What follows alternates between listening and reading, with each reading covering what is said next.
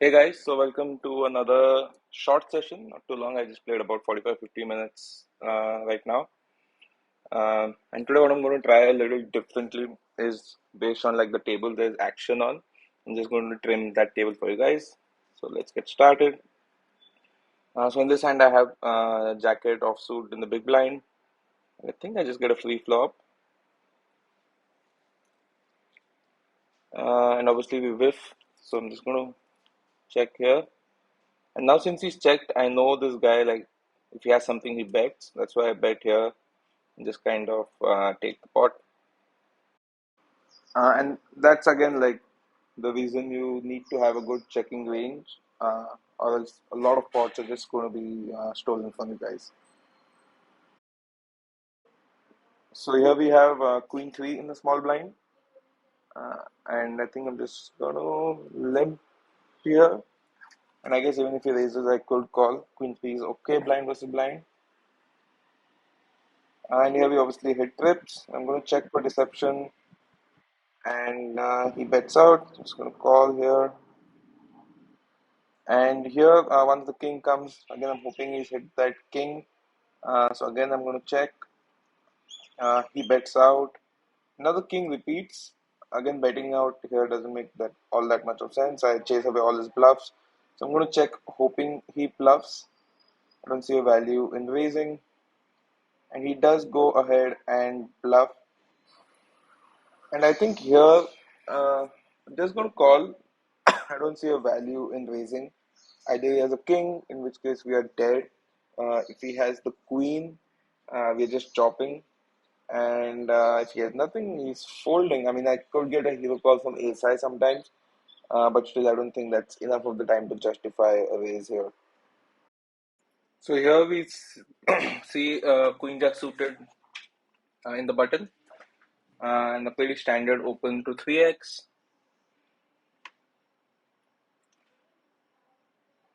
And the big blind defends. Here I'm going to check. Basically, what I want to do is obviously if he has the ace, we're kind of crushed, so it's pointless betting. If he doesn't have the ace and he has like two cards below, like 10 or something like that, then I mean he's dead. So I can anyway give him a free turn. It doesn't change much.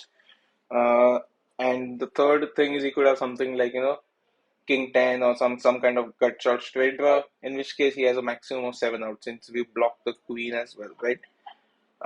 For that reason, I like a check here, just for some pot control and also like to strengthen my checking range.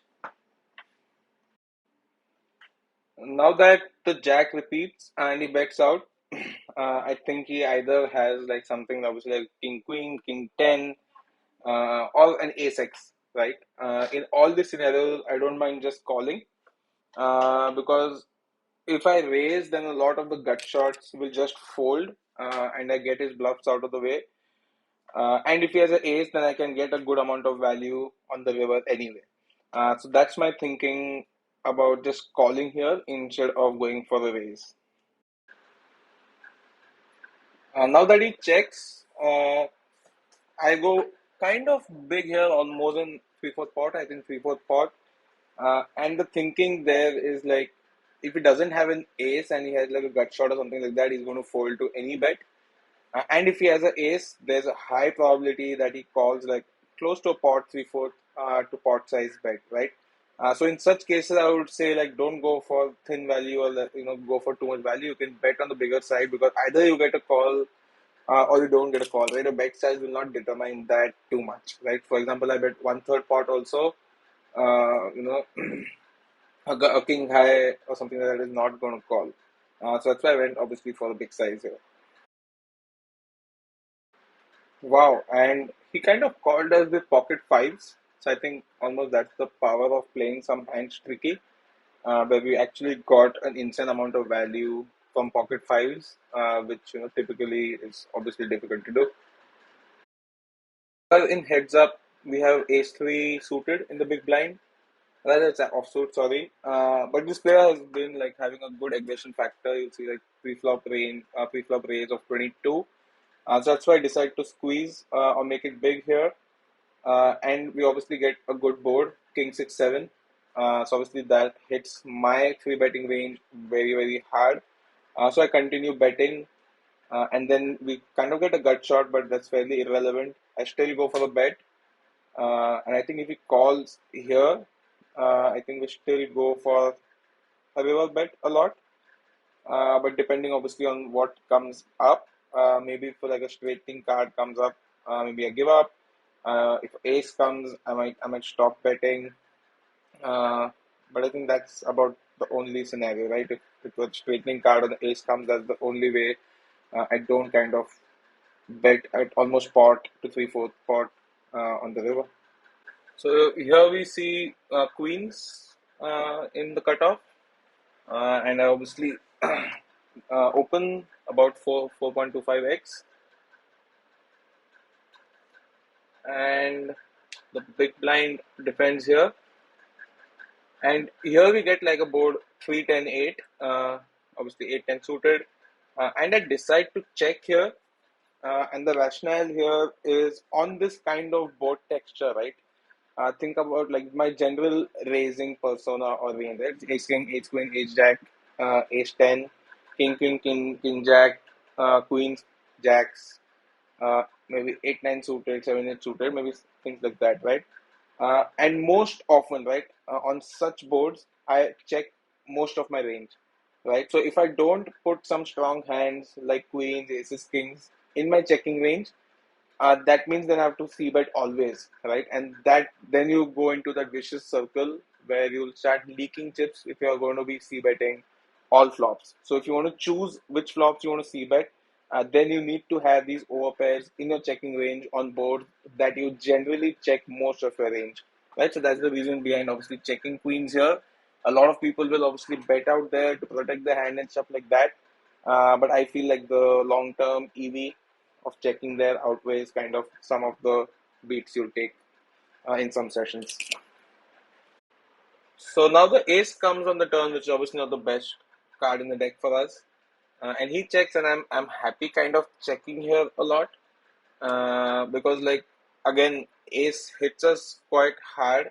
So if we bet here, anything mediocre is probably going to find a fold.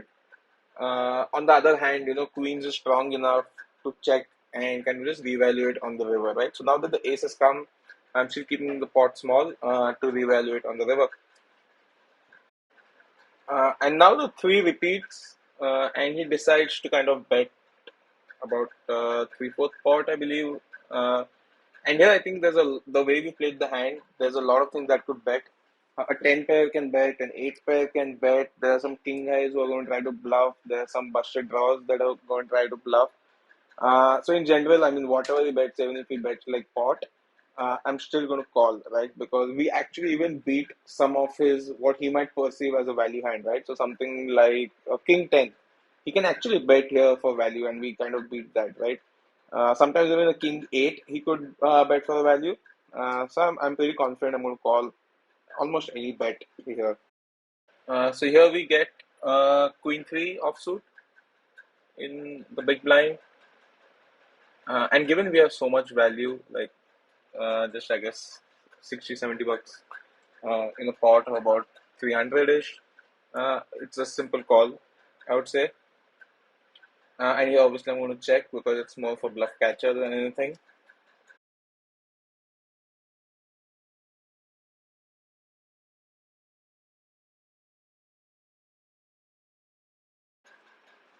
And now the pre-flop aggressor kind of decides to bet on the 9. So this kind of doesn't make that much sense. Like the 9 doesn't hit him that often. So obviously decide to call and see the river.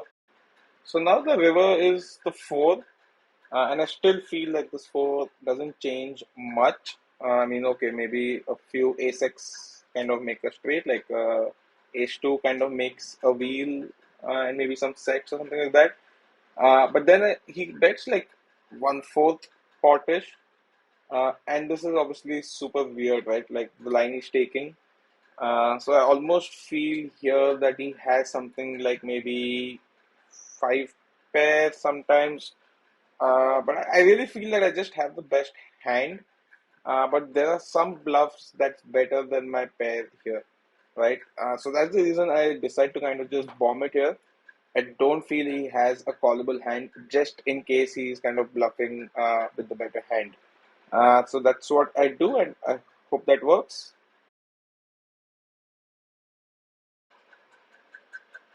Come on, fold, fold, fold. I have a set. I have a set. I have straight. I have two pair.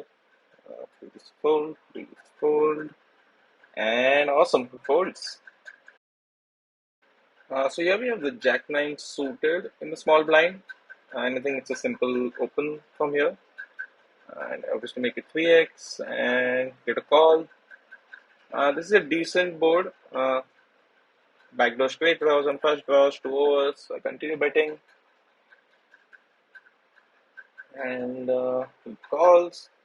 And now we hit a jack, so I'm still going to bet probably half pot because now I do want to actually I want to call a lot uh, from some straight draws, pairs, and now the ace comes there, so I'm going to check. I'm in kind of bluff catching mode, and I don't think the ace changes anything. So he either had me on the jack or he didn't. And here, let's see what he does. I'm really hoping he checks and I just win the pot. But he decides to bet on the smaller side. I think it's a simple call for me, and I do make it. And he shows us basically the queen nine, which is essentially a busted straight draw. We obviously got lucky to hit a jack, but probably if we didn't hit a jack, we would have continued betting on the bigger side and probably won in that case as well. So here we see 2-3 offsuit in the big blind, and the small blind decides to raise us just 2x. So I'm going to call here with almost anything, like even two blanks essentially.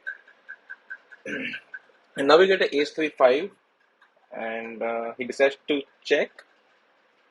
And yeah, I'm really going to bet mainly for protecting my three pair. Although it's not even a bluff, it's just protection for my three pair. And he calls, and obviously the three repeats. So I'm going to bet small just to get a call from some gutters out there, and maybe just like 2 overs, also like Jack 10, Queen 10, stuff like that, King Queen, things like that. And now that the five comes, like we have the full house here, and I'm fairly confident that he doesn't have a five. So I'm going to kind of polarize my bet here and go on like the bigger side. Or actually, just half pot is good. So again, if he has an ace high, he's calling. Sometimes just calling because a lot of hands just chop here as well, right? So ace 5-5-3-3. So you could sometimes just call hoping to chop. So I'm still going to bet there. I'm not being scared that he has a five. It's very very unlikely the hand, the way the hand went down, right?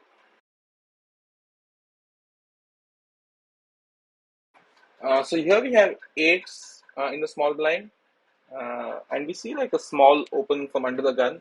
And as you can see, like his pre-flop raising is about 24. That means he opens a wide range. And now that we have calls on the cutoff as well, I feel there's dead money in the pot. So I want to isolate kind of one of these at least. Uh, and in the long run, obviously, you play with more dead money. Obviously, you make more money in the long run. So decide to squeeze here. And luckily for me, I get both of them to fold. So I just get about 300 bucks in dead money.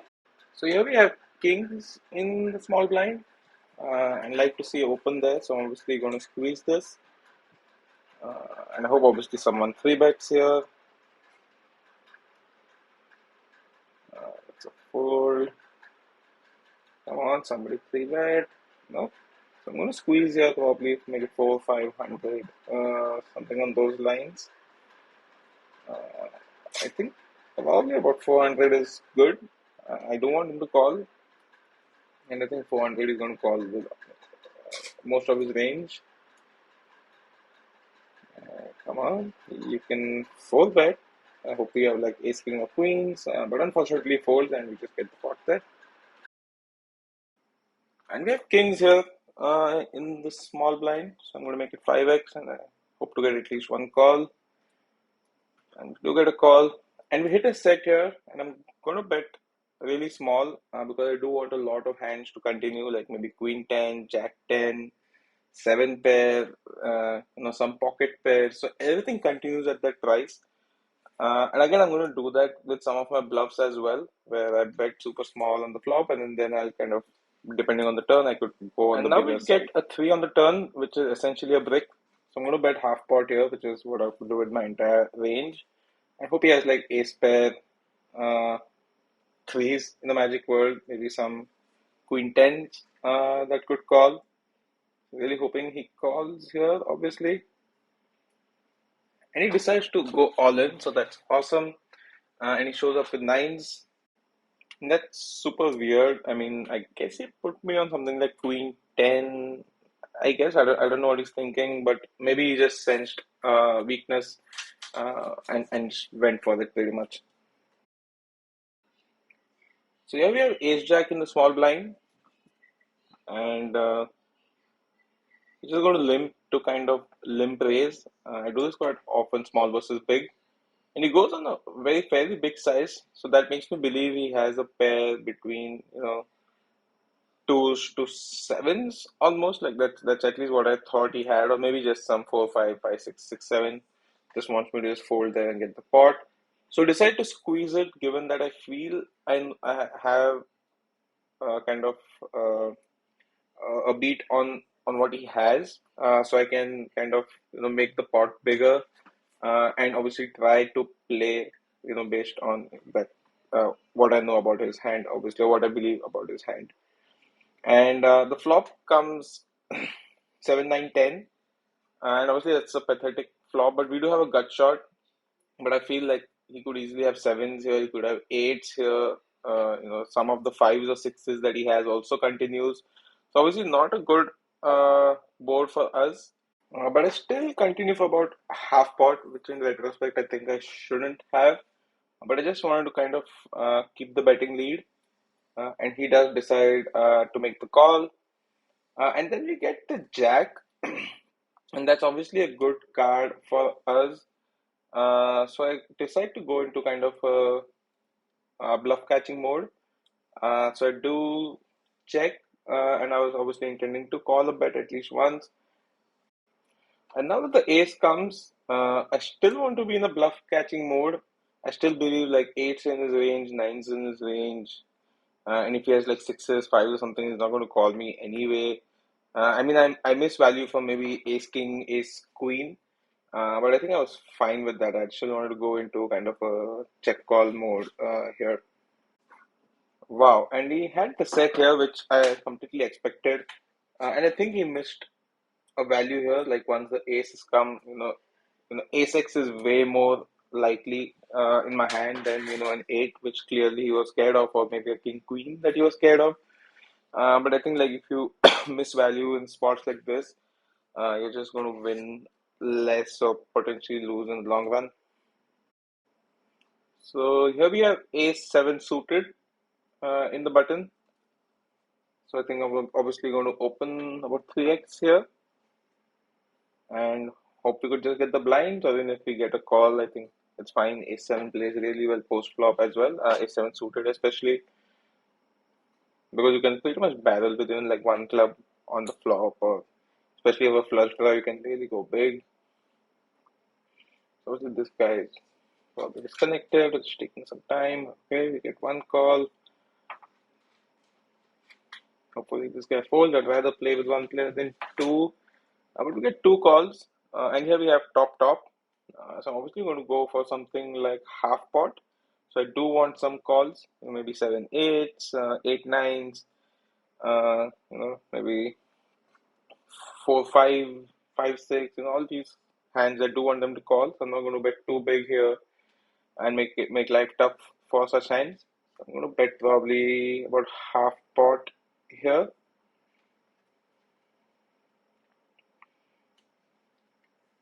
And let's see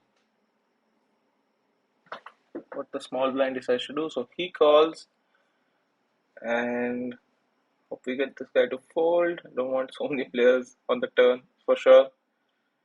Wow, and he decides to squeeze me here. And seeing the board here, like this really doesn't make all that much sense. There isn't. It's not that draw heavy. So even if he has a set, he shouldn't be that scared. He might want to probably uh, bet a little smaller, or even sometimes call to trap. And again, I do block like sets like seven. I block two pairs, 5-7. 2-5 is very unprobable. Even 5-7, I have the seven of clubs. The seven of spades is there, so there's just 5-7 of hearts, or 5-7 of diamonds. So there's really two combos of that. Maybe three combos of pocket twos and about three combos of pocket fives. That's all I'm worried about. And there's a good chance he's just squeezing here as well, and just as a bluff. So I decided to at least peel one off, and really hope he shuts down on the turn.